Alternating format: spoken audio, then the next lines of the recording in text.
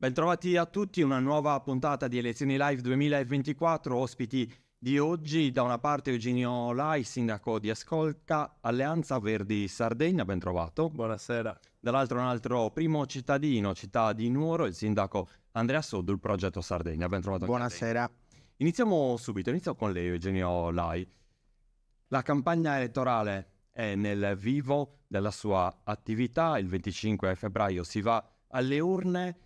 Qual è lo stato e secondo lei qual è l'umore che si respira in Sardegna rispetto alle previsioni?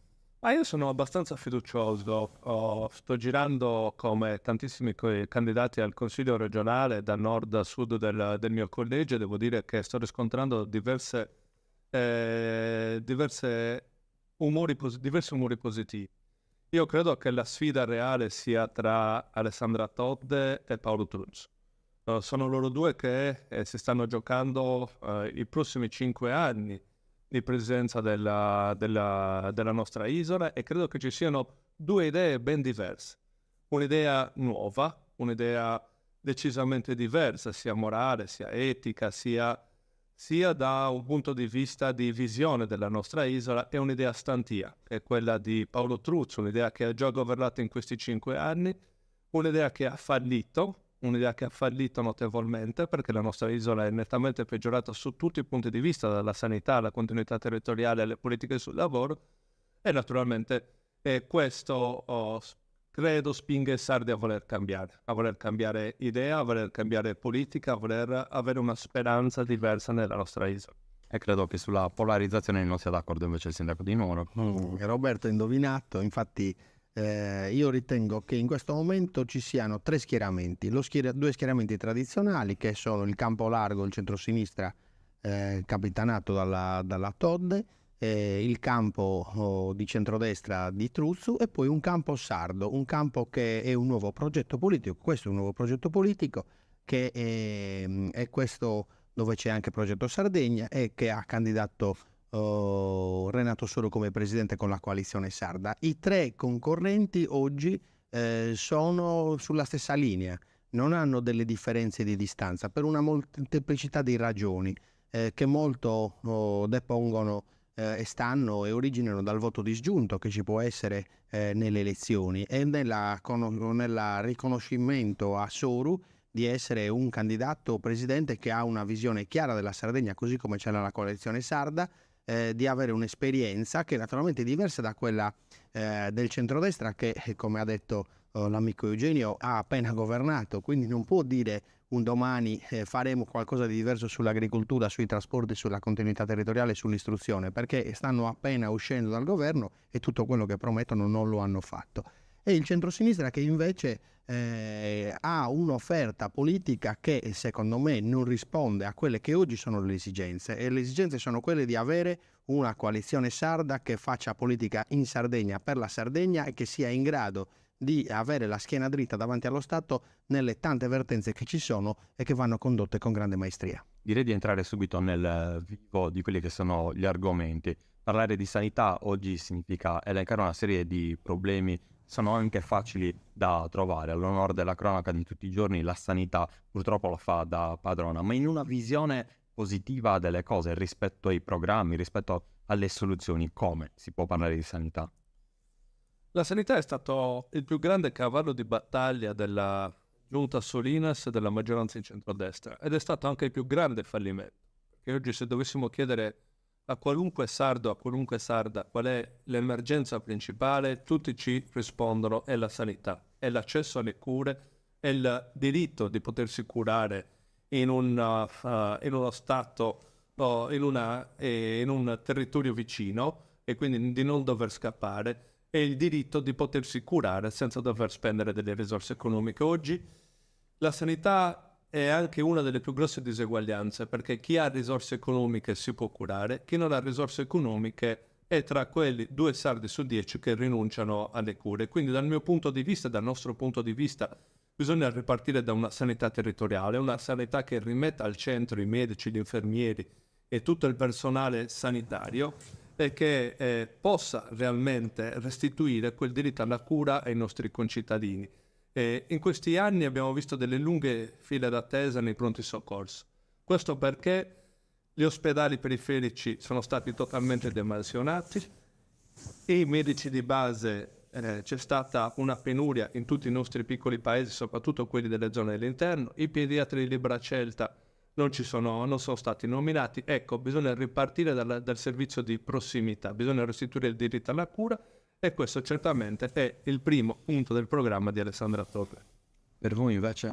Ma per noi non posso ripetere quello che ha detto il consigliere Lai, perché lo devo semplicemente sottoscrivere. Sottolineo che le ricette portate avanti dal centrodestra, che sta ricandidandosi a governare, sicuramente non hanno prodotto effetti positivi, e questi sono sotto gli occhi di tutti, per cui sicuramente ci vuole un cambiamento. È inutile cambiarsi la maglia per riproporre le stesse ricette.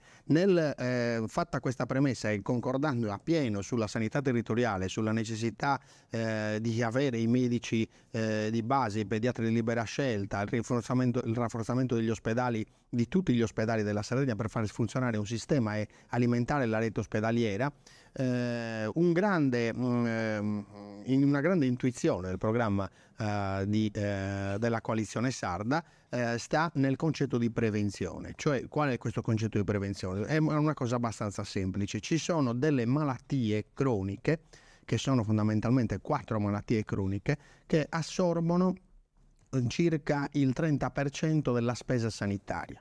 Queste 4 malattie croniche, tra cui il diabete, l'obesità, le malattie polmonari e le malattie cardiovascolari, sono curabili, sono mitigabili attraverso la prevenzione. La prevenzione come si fa? Si fa con l'educazione alimentare, si fa con l'educazione fisica, si fa con un corretto stile di vita, e questo è il massimo investimento che noi dobbiamo fare. Perché? Perché nel momento in cui noi curiamo queste patologie, che sono croniche e riguardano moltissima parte della popolazione, soprattutto ultra sessantenne, andiamo a evidentemente decongestionare quelli che sono dei settori della sanità che investono molto sia in termini di risorse economiche che di risorse umane per queste malattie, e andremo anche a risparmiare moltissima parte del bilancio pubblico da poter dedicare ad altre attività che fanno bene alla collettività. Quindi in questa visione di prevenzione proattiva, l'ha chiamata il programma della coalizione sarda, credo che noi tutti dobbiamo entrare, perché capiamo benissimo che oggi il bilancio della sanità è oltre i 3 miliardi di euro, 3 miliardi e 6, mi correggerà magari meglio Eugenio, che è il consigliere regionale uscente. Se noi andiamo a risparmiare anche il 20% di questi 3 miliardi e 6, potremmo avere a disposizione una massa di denaro da investire di nuovo in sanità, nei medici, nelle migliori retribuzioni di medici e infermieri, che, lo ricordiamo, le retribuzioni dei medici e degli infermieri in Sardegna sono tra le più basse d'Italia, e da questo che dipende molta parte del problema. Non sono adeguate allo stile di vita che oggi può avere un medico o un infermiere a Nuoro, a Cagliari, a Sassari, a Oristano, a Bosa, a Isili e a Sorgono. E questo si può però ricavare delle risorse da investire proprio in una diversa concezione della sanità, che parla di prevenzione. Se noi non facciamo arrivare il paziente a essere diabetico, risparmiamo quei soldi, e quei soldi li possiamo investire proprio di nuovo nella sanità. A proposito di sanità, serve una nuova riforma. Il sindaco, quello di Cagliari, ha detto più volte che non serve una riforma della sanità. Voi invece come vedete questo cambio di svolta? Ma diciamo che non servono riforme, leggi che continuano a rivoluzionare il sistema sanitario. Serve, e l'ha detto bene anche Andrea, serve entrare nel merito della sanità e provare a individuare le soluzioni. Adesso, per dirne una, anche rispetto a ciò che diceva prima il sindaco di Nuoro, la regione Sardegna spende il 4,5-4,6 del proprio bilancio della sanità per quanto riguarda la salute mentale.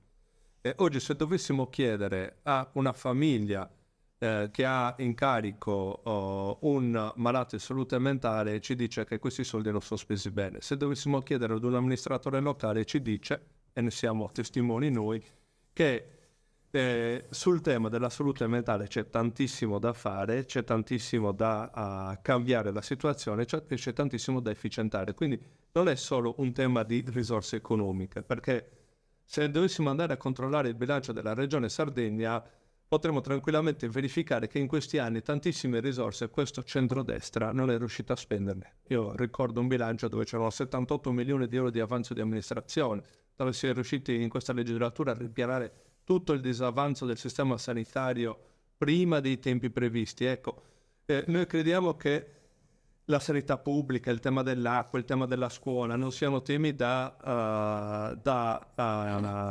riformare così come si pensa sui criteri nazionali, ossia sui criteri di spesa. Bisogna invece pensare a interventi seri che restituiscono il diritto alla cura, restituiscono il diritto all'istruzione, restituiscono appunto il diritto all'acqua pubblica, che anche in questo caso può essere compromesso dalle normative europee, come ben sa anche il collega.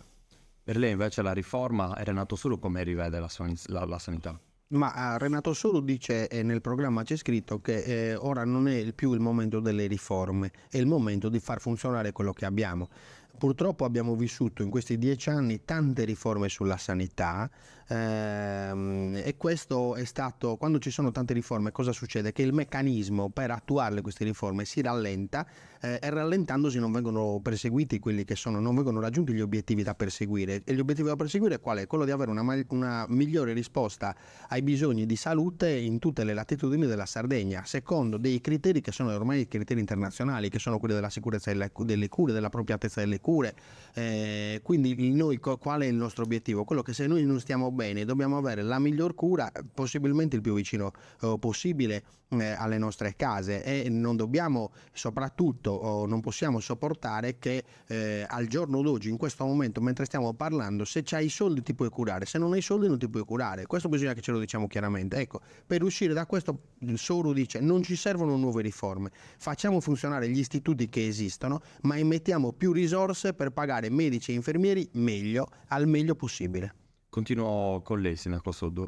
C'è un problema che riguarda e attanaglia la Sardegna, che è quello dello spopolamento. Si parla di effetto Ciambella, ma Ciambella non è, perché tutta la Sardegna si sta spopolando. Sono stati aperti numerosi dibattiti, convegni, c'è il bonus bebè, ma tante operazioni di questo tipo ad oggi non hanno portato risultati concreti. In una prospettiva che vede l'isola da qui a 10 anni ci sono paesi che scompariranno definitivamente. C'è qualcosa che si può fare realisticamente per garantire un futuro alla Sardegna? Allora, il problema dello spopolamento e della denatalità è un problema molto complesso e che riguarda tutta l'Europa. Riguarda di solito l'Occidente industrializzato, il cosiddetto Occidente colto, dove per una serie di ragioni che sono anche di carattere filosofiche si fanno meno figli. La vita si allunga perché migliora la qualità della vita, ma molte coppie non sono più disposte, coppie di qualsiasi tipo non sono più disposte ad avere figli, che vuol dire fare dei sacrifici. Allora ci sono dei dati, io li voglio riassumere, se mi è consentito, dall'intervista, perché poi su questi bisogna lavorare. I dati sono i seguenti. Eravamo 1.680.000 nel 2014, oggi siamo 1.570.000, abbiamo perso 100.000 abitanti in 10 anni. La ricerca Bottazzi-Meloni del 2014, commissionata da Regione Sardegna, ci dice che la Sardegna diventerà nel 2050 una terra dove saranno non 1.570.000, ma tra i 900.000 e il 1.200.000. In questo momento Cagliari perde 1.000 abitanti al giorno, Nuoro ne perde 230, Oristano ne perde 200, Sassari ne perde 700, per non parlare dei paesi piccoli. La leva di bambini nel 1971 a Oliena erano 170, nel 2023 ne sono nati 19, cioè 9 volte in meno, un decimo ne è nato, e così è per tutta la Sardegna. Rispetto a quello che è un fenomeno globale, è un fenomeno molto preoccupante, il più preoccupante che abbiamo davanti. Noi dobbiamo evidentemente avere dobbiamo dare un colpo di reni e dobbiamo avere delle dimensioni di soluzioni che sono pluriennali, pluridecennali, e ci proiettano verso due cose. Innanzitutto verso un'isola della qualità della vita dove si possa vivere meglio, e se ci deve essere il bonus bebè oppure il contributo per la famiglia per comprare la casa o per comprare il terreno dove fare la casa o per aprire l'attività commerciale, ben vengano questi, se sono delle misure strutturali e studiate in una strategia per popolare la Sardegna. Naturalmente ci sono delle regioni, ed esattamente la provincia di Trento, che ha fatto addirittura delle leggi mi riferisco alla legge provinciale numero 1 del 2011, con la quale ha costituito l'Agenzia contro la denatalità e per la famiglia, che promuove politiche familiari che sono completamente trasversali e occupano tutte le amministrazioni e tutti gli aspetti della vita della provincia di Trento, e che costituiscono delle best practice che hanno fatto invertire l'ordine delle nascite. Ha avuto un incremento delle nascite grazie a una politica appunto pluridecennale a questo punto, che ha messo in campo determinate misure, che sono anche quelle della conciliazione dei tempi di lavoro per le donne, che sono quelle dell'asilo nido gratis, che sono quelli delle Tagesmutter, che sarebbero delle educatrici familiari, che sono quelle delle politiche sportive per le famiglie, che possono così lasciare i bambini a fare sport in strutture buone, seguite bene da buoni educatori e a gratis e con criteri democratici. Cioè c'è tutta una gamma di cose da fare che vanno fatte. Questo naturalmente va unito alle possibilità di lavoro. Io l'altro giorno sono stato nei paesi della nostra circoscrizione dell'interno, che tutti noi conosciamo bene, laddove c'è la possibilità di un lavoro, che sia a Ovodda o che sia a Meana o che sia a Escolca o che sia a Oliena, allora le persone permangono, e questi lavori, se ci sono e magari sono legati ai nostri talenti, che sono l'ambiente, il paesaggio, la possibilità di turismi attivi, le produzioni agroalimentari di qualità, l'agroforestry, la pastorizia con l'intelligenza legata, con l'intelligenza artificiale legata, si possono creare delle condizioni di vita che naturalmente devono essere accompagnate, queste condizioni, da un sistema di istruzione che faccia sì che chi nasce in Sardegna, che sia a Escolca, a Nuoro o a Bosa, abbia dei livelli di istruzione pari a quelli che ci sono in Germania, in Olanda e in Danimarca. Così possiamo costruire una Sardegna diversa. Il generale l'ho vista confermare tanti punti nell'elencato da condivido tantissimi punti dell'intervento di Andrea, anche perché comunque abbiamo condiviso tante battaglie in questi anni sui temi appena citati, e provo anche a dire la mia sul tema, nel senso che dal mio punto di vista è indispensabile avere un'idea di Sardegna. Ciò che è stato detto precedentemente racchiude un'idea di Sardegna che abbiamo scritto nelle 180 pagine nel programma di Alessandra Todd, che abbiamo provato a spiegare anche, non solo analizzando i punti critici, ma anche individuando le soluzioni.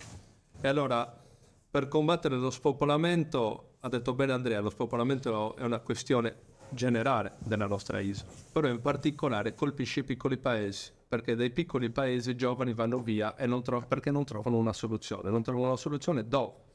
Lavoro. In questi anni si è fatto troppo poco sul tema della valorizzazione delle nostre montagne, della valorizzazione dei nostri prodotti tipici. Penso alla questione di Forestas. Abbiamo in Consiglio regionale approvato una legge all'unanimità per lo sblocco del turnover. 2 anni dove le risorse sono andate in avanzo di amministrazione e non sono state spese, perché questa giunta regionale non è stata capace di stabilire i criteri di assunzione del turnover. Penso al tema della scuola, che è stato citato prima, che è generale dei servizi. Cioè, se una famiglia, dopo aver il lavoro, deve mandare a scuola il proprio figlio, logicamente sceglie un paese, una città che ha quel determinato grado di istruzione, che ha quella determinata prossimità sul tema dell'istruzione. E allora dobbiamo provare a riformare il sistema scuola attraverso una riforma organica che contratti anche con lo Stato, ed è stato anche l'ultimo emendamento che mi ha visto primo firmatario, che mi ha visto in Consiglio regionale a portare il tema, che contratti con lo Stato nella conferenza Stato-Regione su una riforma organica che ribalti totalmente il tema dei numeri, dei bambini visti come numeri, e invece l'istruzione vista come risorsa e la cultura vista come risorsa nelle nostre comunità. Che deve esserci un'idea di Sardegna che discuta di infrastrutturazione, perché abbiamo strade provinciali completamente distrutte, abbiamo lavori nella 131 che si protraggono da 20 anni circa, tutti quanti noi ce li ricordiamo. Abbiamo un'infrastrutturazione a livello ferroviario che è estremamente carente. Ecco perché serve un'idea di Sardegna. Abbiamo un sistema agricolo, e lo vediamo anche questi giorni con le proteste dei pastori, che ha tantissime lacune, perché i pastori e gli allevatori e gli agricoltori non hanno spendono più tempo per la burocrazia e per le pratiche piuttosto che per coltivare o per badare i propri terreni. Abbiamo un sistema delle agenzie che non garantisce tempi certi di pagamento.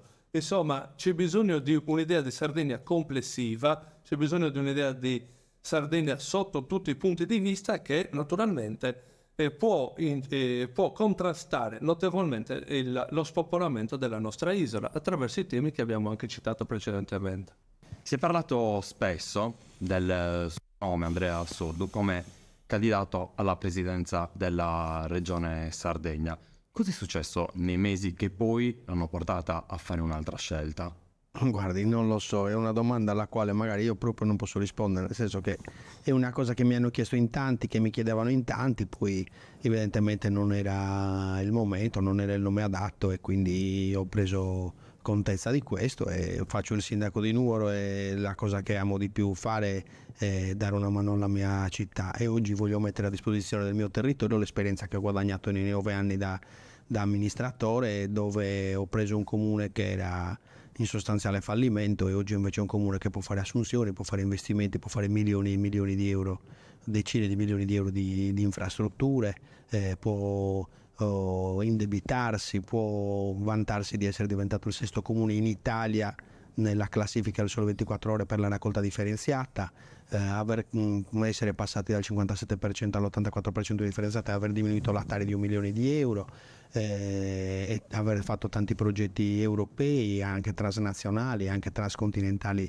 in Africa oppure nel continente europeo. Per cui questa esperienza, adesso che sto finendo di fare il sindaco, perché il mandato di sindaco dura 10 anni con 2 mandati, e io sono al 9° anno, vorrei mettere questa esperienza a disposizione della mia comunità territoriale, lo vorrei fare con molto orgoglio. Io in generale vi trovo d'accordo su molti aspetti e molti argomenti. Avrebbe voluto il sindaco di Nuoro come candidato presidente di questo campo largo?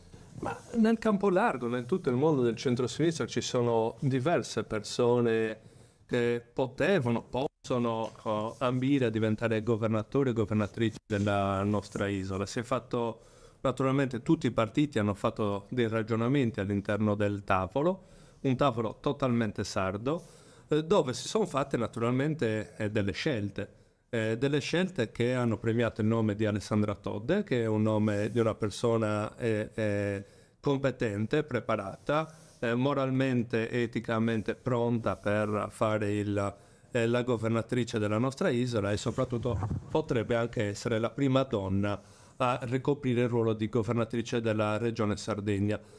Dicevo che c'è stata un'ampia discussione in tutto il mondo del centro-sinistra. Il primo errore che non si doveva fare era appunto quello delle divisioni. Per far questo ci siamo presi, tutte le forze politiche si sono prese tantissimo tempo di discussione all'interno dei propri organismi. L'ha fatto il PD, l'ha fatto il Movimento 5 Stelle, l'abbiamo fatto noi dell'Alleanza Verdi e Sinistra, l'hanno fatto tutte le altre sigle. Il nome su cui poi tutte le sigle hanno trovato un punto d'incontro è stato quello di Alessandra Todde. Quindi naturalmente oggi non ci sono rimpianti. Secondo noi Alessandra Todde è la migliore candidata alla presidenza della regione e con lei siamo anche al suo fianco per governare nei prossimi 5 anni. Prima di tornare poi agli aspetti pratici e soprattutto legati ai programmi, si parla spesso di Renato Suro, della sua coalizione, come la migliore alleata del centrodestra. Rispetto ai dati che emergono, voi come analizzate questa questione? Ma io ho una visione diversa naturalmente, ma non è una visione di parte, la mia è deriva da un'analisi quasi aritmetica del quadro politico. Dico questo, oggi i candidati presidente per me, da quello che è il sentiment che percepisco quando giro, e più posso assicurare che giro abbastanza e conosco molte persone, è che i candidati presidenti sono un po' come 3 cavalli sulla stessa linea. Non c'è molta differenza per una serie di ragioni. Prima di tutto Truzzu è penalizzato dal fatto che è sindaco a Cagliari e quando uno si candida a sindaco in una città che è in movimento non è molto semplice prendere i consensi dalla propria città. In secondo luogo è penalizzato dal fatto che proviene da una coalizione che non ha governato in questi anni in maniera che abbia lasciato molto entusiasmo, insomma, nella popolazione, no? Talmente tanto che hanno dovuto cambiare il candidato presidente perché proprio non si sentivano sicuri dei risultati raggiungibili dal punto di vista elettorale. Quindi è una coalizione che non può dire oggi che sugli argomenti faranno delle cose diverse, perché stanno governando adesso e non le hanno fatte. Poi abbiamo il centrosinistra, dove comunque ci sono delle divisioni, cioè il PD di oggi non è il PD del 2019, è un PD che ha subito degli sconquassi, anche perché molta parte del PD è confluita nei vari territori con Renato Soru, e l'elettorato dei 5 Stelle non è l'elettorato del 2019, dove ha raggiunto il 9% dei consensi nelle elezioni del 2019, è un elettorato molto diminuito, anche perché noi non abbiamo una classe dirigente dei 5 Stelle in Sardegna, non abbiamo degli amministratori, dei sindaci, dei consiglieri comunali dei 5 Stelle diffusi nei territori, dove ci sono o sono contro il PD come a Carbone Iglesias, oppure sono andati come a Sassari col centrodestra, oppure si sono alleati con Soru, per cui il quadro complessivo dal punto di vista aritmetico ci dà che le due forze più importanti della coalizione che sostiene Alessandra Todde sono due forze che non hanno i numeri di prima, cioè il 13% del PD del 2019 oggi non è replicabile. Mi sembra che questo sia un dato sul quale dobbiamo convergere, e così non è replicabile il 9%. Allora, pur con tutto il rispetto nei confronti delle forze cosiddette minori che compongono la coalizione, minori solo dal punto di vista, diciamo, numerico, naturalmente, non dagli altri punti di vista, che le compongono la coalizione del centrosinistra, ci porta a delle percentuali per la Todde che sono delle percentuali che possono avere anche gli altri candidati. Questa è la mia analisi. Contemporaneamente la coalizione sarda ha fatto delle liste molto forti e quindi sfonderà sicuramente il 10% dei consensi previsto come limite per entrare come coalizione in Consiglio regionale, ma abbiamo Renato Soru che è molto più avanti e sul quale si concentrerà il voto disgiunto sia degli elettori scontenti del centrosinistra che non volevano una guida a 5 Stelle, sia degli elettori del centrodestra che magari non si riconoscono nell'offerta politica data da Fratelli d'Italia con Giorgia Meloni nei poster dei nostri camion vela o dei nostri autobus. Eugenio Lai? Io naturalmente non condivido l'analisi e penso che la vera sfida sia tra Paolo Truzzo, lo ribadisco, e Alessandra Todde, ma per diversi punti di vista. Il primo è che Renato Soru si presenta alle elezioni regionali con 5 liste, e il Campolargo noi ci presentiamo alle elezioni regionali con 10 liste. Il centrodestra si presenta alle elezioni regionali con 9 liste. Cioè, già questo dovrebbe far capire agli elettori dov'è la reale sfida. E le liste non è vero che sono deboli, sono liste deboli, sono liste che anche gli ultimi sondaggi ci confermano che sono liste forti, che sono liste competitive, e anche gli ultimi sondaggi, come dicevo in precedenza, ci confermano che la vera sfida è tra Alessandra Todde e Paolo Truzzo. Noi crediamo che in questo momento il miglior alleato del centrodestra sia proprio la coalizione guidata da Renato Soru, perché naturalmente prova a togliere voti, prova a togliere consenso da Alessandra Todde e dal Campolargo, tant'è che ogni volta, e mi è capitato di sentire in un ragionamento del candidato presidente Renato Soru, il suo primo obiettivo è sempre stato quello di attaccare Alessandra Todde, mai di discutere della politica scellerata del governatore Solinas e del centrodestra nella nostra isola. Questo fa capire qual è il reale obiettivo della coalizione sarda, che è sarda solo di nome, perché poi in questi giorni è arrivato Carlo Calenda a sostenere Renato Soru, quindi non mi sembra una coalizione a matrice sarda, mi sembra una coalizione a matrice nazionale, Renzi e Calenda e altri leader che non condividono l'accordo anche a livello nazionale del Campolargo. Quindi questo è il secondo motivo per cui credo che la candidatura di Renato Soru serva solo e esclusivamente a togliere voti al Campolargo e evitare che il Campolargo vinca queste elezioni regionali piuttosto che governare la nostra isola. Quindi io credo che la reale sfida, e l'hanno capito anche tantissimi elettori, sia quella tra Todde e Truzzu, e credo che da questa sfida Alessandra Todde esca vincente. Ha mostrato sicuramente degli attacchi importanti, le do 30 secondi per replicare. Secondo me questi ragionamenti potevano avere una fondatezza prima della campagna elettorale. Adesso, aperta la campagna elettorale, si è affermato uno schema tripolare. Abbiamo il centro-sinistra tradizionale, abbiamo il centrodestra tradizionale e abbiamo la coalizione sarda. Nella coalizione sarda c'è un candidato presidente che ha una visione di Sardegna, e ce l'ha anche la coalizione, e ce l'ho anche io personalmente. È composto da 5 liste. Queste 5 liste sono molto forti, ed è molto forte il candidato presidente, per cui non è assolutamente vero quello che dice l'amico Eugenio, e non è verificabile. Poi questi sondaggi che sono usciti non si chiamano sondaggi, in questo periodo si chiamano depistaggi, perché ognuno ha i suoi sondaggi, anche io ho visto i miei, ma non li voglio esplicitare, che dicono che i 3 candidati sono in linea, i 3 candidati presidente. Non è questione di sondaggi o depistaggi, è questione di dire: qua c'è una terza via, abbiamo già provato il centrodestra e non ha funzionato. Un centrosinistra a guida grillina, indebolita da tutto quello che abbiamo detto prima delle vicende politiche dei 5 Stelle o del PD, non ci convince. C'è una coalizione sarda che è un progetto, ma andiamo avanti quello. In generale c'è un problema che si sta verificando in questi giorni. Sono tutte quelle persone che hanno già deciso di non andare a votare, quindi l'astensionismo, che potrebbe davvero mettere a dura prova le prossime elezioni. Come si possono convincere queste persone a ritrovare la passione nella politica, a non vivere di sogni, non vivere di quelle realtà che vengono puntualmente poi tradite? Beh, la fiducia nella politica è uno dei veri temi della nostra democrazia, su questo penso concordi anche il sindaco Surdo. In questi anni la politica si è allontanata notevolmente dai bisogni reali dei cittadini, e i cittadini naturalmente rispondono non andando a votare. Noi l'appello che facciamo è: per cambiare le cose bisogna andare a votare, per cambiare le cose bisogna avere un'idea di Sardegna. Noi ce l'abbiamo con Alessandra Todde, presidente, un'idea di Sardegna ben chiara, ed è la reale novità, perché il centrodestra ha governato e gli effetti di questi 5 anni li stiamo vedendo tutti. Renato Soru ha già governato la nostra isola, è stato già europarlamentare. La vera novità è realmente quella di Alessandra Todde, e questo credo che i cittadini lo stiano percependo in maniera importante.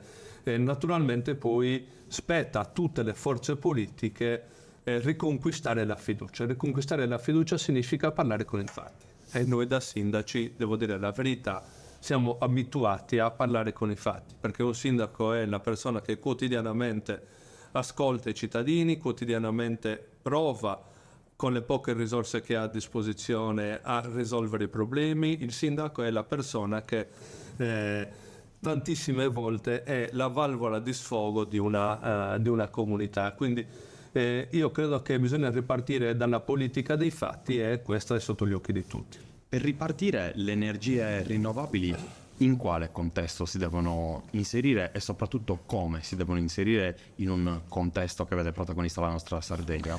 Guardi, questa domanda cade proprio a fagiolo, perché noi in questi giorni stiamo vivendo nel nostro territorio una sostanziale atto di guerra da parte di società spregiudicate che vogliono, e anche da Eugenio è la stessa cosa in tutta la Sardegna, ma proprio venerdì è stata mandata al comune di Nuoro, di Orgosolo di Oliena, una PEC che è dal Ministero dell'Ambiente, che ha aperto un procedimento su richiesta di una società di Taranto per installare 11 pale eoliche da 200 metri d'altezza proprio nell'ingresso del Parco del Gennargentu, all'ingresso del Supramonte di Orgosolo, davanti ai Monti di Oliena. Questo è un atto di guerra nei confronti della nostra Sardegna, della nostra popolazione, delle nostre prospettive di sviluppo, della nostra ricetta di sviluppo che stiamo perseguendo da tanti anni e che ci sta portando i risultati, perché noi ci rigeneriamo l'anima, noi che abitiamo qua guardando i nostri panorami, ma se la rigenerano anche le nostre centinaia di migliaia di ospiti che vengono qua per il connubio tra ambiente e paesaggio, aziende agroalimentari di qualità, possibilità di vivere bene, di avere una vita lenta, facendo cose intelligenti in posti bellissimi. Ecco, questi posti ce li vogliono rovinare per che cosa? Per produrre energia che noi potremmo produrre da altre maniere, in altri contesti geografici, e potremmo produrre soprattutto senza questo impatto ambientale, e questo è reso possibile da un costrutto normativo che è stato adottato in questi anni e per i quali noi contro i quali costrutti normativi e parchi eolici noi ci batteremo in ogni e qualsiasi modo perché queste cose non avvengano, perché ci sia una moratoria degli impianti eolici sino a quando non ci sarà un piano regolatore che è previsto dalla legge per la regione Sardegna che stabilisca dove debbano essere installate le pale eoliche, ma soprattutto noi suggeriamo di vedere il sole, l'acqua e il vento come dei beni civici, come dei beni di proprietà collettiva che non appartengono alla società di Taranto o alla multinazionale svedese o portoghese, ma appartengono alla collettività e quindi devono essere utilizzati per produrre energia per le collettività della Sardegna, per le pubbliche amministrazioni, per le imprese della Sardegna, per i cittadini della Sardegna, e noi non possiamo regalare queste risorse che non sono nostre a gente che vuole venire qua a sfruttare con milioni e milioni di euro di investimenti che tengono loro e che non lasciano niente nel territorio. Non possiamo lasciargli queste risorse che sono appartenenti in maniera primigenia alla collettività e al popolo, per cui da parte nostra ci sarà la massima opposizione in qualsiasi sede e in qualsiasi modo contro questo attacco violento alle bellezze del cuore calcareo della Sardegna e che non sono solo quelli con il calcareo della Sardegna, ma come ci dice Eugenio anche nella sua zona o in tutto il resto del territorio. E devono essere messe questi impianti dove possono essere messi, perché non confliggono con gli interessi paesaggistici che sono preminenti e sono governati e tutelati dalla Costituzione e costituiscono l'essenza della Sardegna. Eugenio, lei è d'accordo? La politica che cosa può fare in tal senso? Sì, io sono molto d'accordo. Noi come Alleanza Verdi Sinistra abbiamo anche già depositato in questa legislatura una proposta di legge che prevedeva la moratoria di tutti questi progetti, anche perché la Regione Sardegna e la Giunta regionale a matrice Solinas ha una grossa responsabilità, cioè non aver approvato un piano energetico regionale attuale, non aver individuato quindi le aree idonee o non idonee per le energie rinnovabili, e lasciare tutto in balia naturalmente del mercato crea delle grosse speculazioni. Le speculazioni che stiamo vedendo tutti quanti da nord a sud dell'isola, perché tutti i comuni sono invasi, anche il nostro, ne ho ricevuto una anche oggi di PEC, da progetti di pale eoliche e pannelli fotovoltaici. E sono speculazioni perché tutte queste risorse, tutti questi profitti vanno a beneficio delle grosse multinazionali e poi per assurdo le famiglie, i cittadini, le imprese pagano le bollette tra le più alte d'Italia. E oltretutto, così come diceva anche Andrea, si mette a repentaglio il nostro patrimonio. Noi viviamo e vogliamo vivere naturalmente su un progetto dell'isola basato sulle nostre peculiarità, quindi sulle filiere, sul mondo agricolo, sul mondo turistico, sul mondo ambientale, sul mondo archeologico. Bene, ci deve essere un'idea di Sardegna che non dica non neanche le energie rinnovabili, perché noi siamo a favore delle energie rinnovabili, però le energie rinnovabili devono andare a beneficio delle nostre comunità e non possono andare solo e esclusivamente a beneficio delle grosse multinazionali. Ecco qual è la grossa responsabilità della Giunta Solinas, ecco qual è invece la nostra proposta di Sardegna. Il ministro Salvini ha annunciato in questi giorni, ha confermato una valanga di soldi per la Sardegna a favore di nuove opere pubbliche, a favore delle strade, a favore anche di quei collegamenti che possano consentire poi agile il confronto tra paesi e città. Cosa ne pensa lei? È che il ministro Salvini è abituato a fare delle promesse in campagna elettorale. Io mi ricordo benissimo nel 2019, quando ci furono le elezioni precedenti, venne in Sardegna durante le manifestazioni per i pastori, dove noi sindaci eravamo impegnati a fianco dei nostri cittadini, delle nostre imprese e dei nostri pastori. Quando si rovesciava il latte nelle strade, nella superstrada, si bloccavano i camion perché c'era un momento veramente acuto di crisi del latte che era a 60 centesimi e non remunerava i costi di produzione, il prezzo del latte a 60 centesimi. E lui venne qua e dice: da domani vi daremo il latte a €1. Però questo latte unico non è mai arrivato, soprattutto non è mai arrivato per il suo intervento, non era possibile, era una promessa vana, come la promessa che viene qua a dire che ci riempirà di miliardi. Naturalmente noi non siamo, come dice il nostro amico Benito Urgu, non siamo dormiti. Quindi noi capiamo le cose e sappiamo che queste sono delle emerite bugie che noi rispediamo al mittente. Noi parliamo con i fatti concreti. I fatti concreti sono che il governo sta investendo nel ponte sullo stretto di Messina e qui non abbiamo ferrovie, non abbiamo strade, abbiamo la 131 aperta da 10 anni che non vediamo mai la fine del cantiere, che non vediamo mai un operaio lavorare, vediamo che i collegamenti interni alla Sardegna di competenza dello Stato, e cioè di RFI e di Trenitalia, sono non scadenti ma sono a livello di terzo mondo. Probabilmente quando c'erano i nostri nonni che dovevano andare ad Esolo da Nuoro oppure a Bono andavano più in fretta con il treno fatto nel 1870 o nel 1890, per cui noi a queste bugie non ci crediamo. Il ponte di Oloè dopo 10 anni oggi è stato però sistemato. Appunto, è stato sistemato, ma non per l'intervento di Salvini, è stato sistemato perché finalmente sono stati risolti una serie di problemi e questo la Regione lo ha fatto. Lo ha fatto la Regione con la società che era stata studiata dalla giunta Pigliaru, la OIS, che è stata ben governata, ha fatto un ottimo lavoro. Però naturalmente questo Ponte di Oloè è una goccia nel mare rispetto alle cose che ci sono da fare, mentre il Ponte di Oloè è di competenza della provincia di Nuoro e della regione Sardegna, quello che è di competenza dello Stato qua è completamente sfasciato. Il fatto che oggi a noi ci arrivino richieste per parchi eolici davanti al Supramonte nel cuore della Sardegna arrivano perché c'è un Ministero dell'Ambiente, la lettera ai comuni non la manda il sindaco di Pompu o della Maddalena, la sta mandando il Ministro dell'Ambiente e ci sta dicendo stiamo facendo là dei parchi eolici che danneggiano il tuo paesaggio. Quindi io al governo che si comporta in questa maniera non ci credo.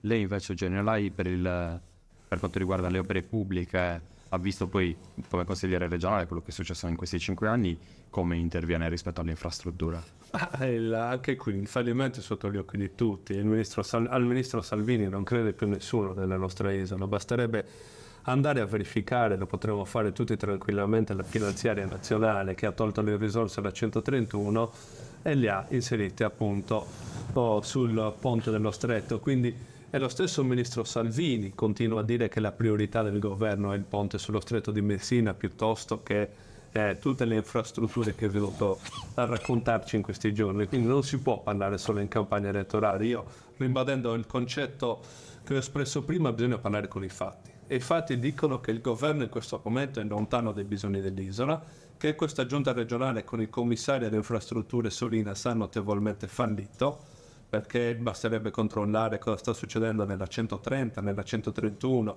cosa sta accadendo in tutta l'isola per quanto riguarda le opere pubbliche, e c'è bisogno di un netto cambio di passo. Come? Ci sono i fondi del PNRR, questa giunta regionale ha mandato al governo nazionale dei progetti obsoleti, quelli tolti dal cassetto, spolverati e inviati, e per assurdo, senza parlare, come si diceva precedentemente, delle opere invece indispensabili per la nostra isola che potrebbero superare il gap infrastrutturale, ossia ferrovia, un collegamento veloce, e strada 131, strade provinciali e strade locali, perché ad oggi la nostra isola ha un problema di continuità territoriale esterna, ma anche un problema di continuità interna. Per assurdo, da Escolca a Nuoro, vedo qui il collega davanti, ci vogliono 1 ora e 3 quarti. È possibile continuare ad andare avanti così? Oppure dobbiamo metterci il problema che l'infrastrutturazione è un gap importante ed è un problema importante anche per lo sviluppo della nostra isola? Ecco, anche da questo punto i fatti. Sindaco Soddu, sono oltre 1400 i candidati in corsa alle prossime elezioni regionali. Una scelta di coraggio, una scelta che dovrebbe coinvolgere la partecipazione a livello democratico. Questo è un dato positivo o lei lo legge come un dato negativo?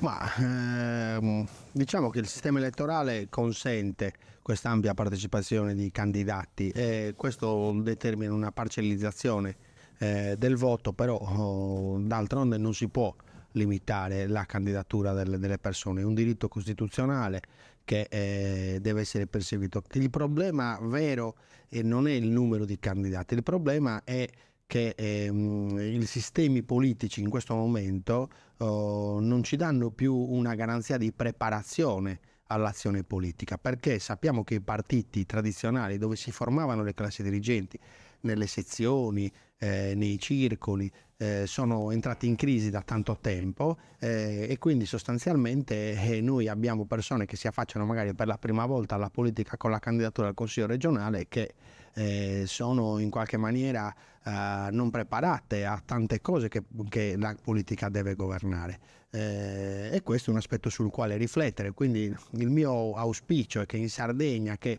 comunque siamo una piccola comunità e ci conosciamo tutti completamente, si ritorni davvero a fare politica. Cioè, se questi 1400 candidati sono l'espressione di una volontà di fare politica e di occuparsi della cosa pubblica, questo è un segnale positivo. Naturalmente dovremo perseguire poi nel tempo, nel senso che le forze politiche, i partiti non si devono svegliare solo i giorni prima delle elezioni, debbono in qualche maniera fare uno sforzo, perché fare politica tutto l'anno per 5 anni non è una cosa semplice. Significa rinunciare a volte a frequentare gli amici, un po' alla famiglia, un po' anteporre gli interessi appunto pubblici rispetto a quelli privati. È necessario studiare, approfondire. Il primo dovere del politico è quello di studiare, di approfondire i temi, perché solo se li approfondisci e studi sei in grado di elaborare delle soluzioni da proporre come risposte concrete ai bisogni. Ecco, quindi questo è difficile, va fatto sempre. Noi con Eugenio abbiamo avuto la fortuna di poter avere questa esperienza amministrativa importante da sindaco, che ti mette i piedi per terra. Insomma, nel sindaco l'amministratore pubblico dell'ente locale ci mette l'anima per cercare di risolvere i problemi. A volte non ce la fa perché si scontra con delle cose che sono più grandi di lui, però fa un'esperienza di realtà e fa un'esperienza di servizio, ecco, che è quella che credo che entrambi vorremmo mettere a disposizione della nostra collettività. Preparazione alla politica, ha detto il sindaco Soddu, lei è un consigliere regionale uscente, come legge, come inquadra questa preparazione alla politica anche rispetto alla legislatura passata? Ma diciamo che anche qui condivido alcuni aspetti dell'intervento di Andrea Soddu. Il tema principale credo che sia il modello politico che sta venendo fuori non solo in Sardegna ma in tutta Italia. E il superamento dei partiti ha portato anche al superamento delle vecchie sezioni dei partiti, dove si discuteva dei problemi, dove c'era la cernita appunto dei candidati, dove c'era anche la scelta di chi poteva rappresentare al meglio quelle determinate comunità, quel determinato territorio, quella determinata anche ideologia politica. Con l'avvento appunto della politica berlusconiana tantissime cose si sono superate, però torno anche al ragionamento del 1500 candidati, che è un bene per la democrazia, però allo stesso tempo una domanda mi viene da fare. Perché allora a questo punto tantissimi comuni della nostra isola rimangono senza guida? Perché tantissimi comuni della nostra isola si trovano con una lista sola, a fronte invece di 1500 candidati al Consiglio regionale? Ecco perché tornare nei territori, ritornare a fare politica, ritornare anche a scontrarsi sui temi, perché è anche bello avere opinioni diverse sui temi, ma poi affrontare il tema e individuare una soluzione risulta essere sempre l'opzione più idonea. E allo stesso tempo l'invito al voto è per votare persone competenti, persone capaci, persone che possono guidare la nostra regione con criterio, perché quello che abbiamo visto nell'ultimo periodo non si deve più rivedere.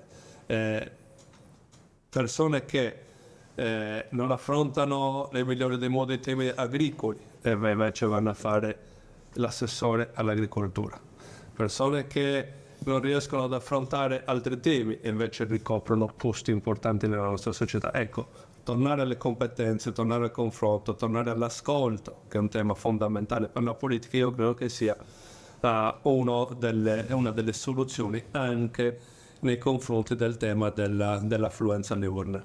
Per il bene della Sardegna, così come ha detto Renato Soru, lei che cosa si augura il 26 di febbraio? Ma io mi auguro che ci sia la vittoria della coalizione sarda, con Renato Soru presidente, e che ci sia comunque in ogni caso un dialogo costruttivo in chi governi la regione un domani, perché lo ha detto il nostro collega sindaco Graziano Milia tante volte quando ha girato la Sardegna presentando il suo libro. Ci sono dei problemi strutturali della Sardegna che vanno affrontati trasversalmente, non li risolve né il centrodestra né il centrosinistra e neanche la coalizione sarda, dei fenomeni che dobbiamo guardare tutti insieme.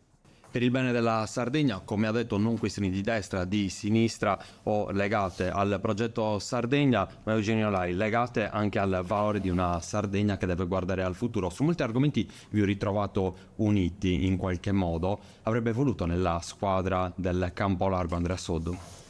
Io non solo avrei voluto Andrea Soddu nella squadra del Campolargo, avrei voluto anche Renato Sor come risorsa a sostegno della candidata presidente Alessandra Todd. Nessuno passa indietro in Ci abbiamo provato fino all'ultimo come Campolargo a costruire un percorso unitario. Non siamo noi che abbiamo escluso qualcuno, è quello qualcuno che ha deciso di escludere gli altri di andare per conto proprio. E allora il 26 di febbraio io mi aspetto Alessandra Todd presidente, mi aspetto un'idea nuova di governo, mi aspetto una Sardegna totalmente diversa rispetto a quello a cui abbiamo assistito con la Giunta Solinas, e mi aspetto che anche chi si è perso in viaggio dia una mano d'aiuto, così come diceva prima il sindaco Soddu, nel ricostruire e nel provare a dare un'alternativa reale alla nostra isola sui temi dell'istruzione, sui temi della sanità, sui temi della continuità territoriale, sui temi dell'energia, perché su tanti aspetti ci troviamo d'accordo e ancora i cittadini non comprendono il perché siamo andati divisi. Quindi questo è l'aspetto principale quando diciamo che dobbiamo dare delle risposte reali anche ai nostri cittadini. E noi il 26 febbraio ci aspettiamo che il livello della comunicazione, il livello della preparazione alla politica si basi anche su temi e discorsi che abbiamo affrontato oggi con il sindaco di Ascolca, Eugenio Lai. Grazie per aver accettato il nostro invito, e grazie anche al sindaco di Andrea Soddu con il progetto Sardegna. Grazie a voi per averci seguito. La nostra trasmissione si chiude qui, ma vi aspettiamo per un nuovo incontro, un nuovo dibattito in vista di queste regionali.